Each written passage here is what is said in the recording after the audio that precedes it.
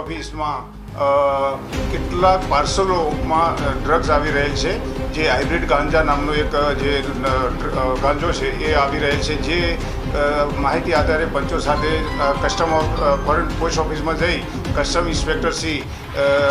ને મળી અને એક લેખિત રિપોર્ટ આપી આ પાર્સલો ચેક કરવા માગતા કુલ 6 પાર્સલ કે જેમાં બિસ્કિટ પણ હતા અને 6 પાર્સલમાંથી ટોટલ 525 ગ્રામ 0.800 મિલીગ્રામ ગાંજો જેની કિંમત 52,850,000 થાય છે, જે કબજે કરવામાં આવેલ. પાર્સલ ઉપર જોતા સેન્ડર તરીકે લંડનથી પ્રકાશ પટેલ નામ છે અને રિસીવર તરીકે સુરતનું એક એડ્રેસ મળેલ છે જેનું નામ હતું રમેશ પટેલ, જે ફરજી નામ છે પણ પાર્સલ ઉપર આ રીતના નામ મળેલા એસઓજી દ્વારા પંચનામાની વિગતે આ જથ્થો કબજે કરી અને અજાણ્યા શખ્સો વિરુદ્ધમાં ગુનો દાખલ કરવામાં આવેલ છે. અમારી તમામ માહિતીથી અપડેટ રહેવા માટે જોડાયેલા રહો S9 ન્યૂઝ સાથે.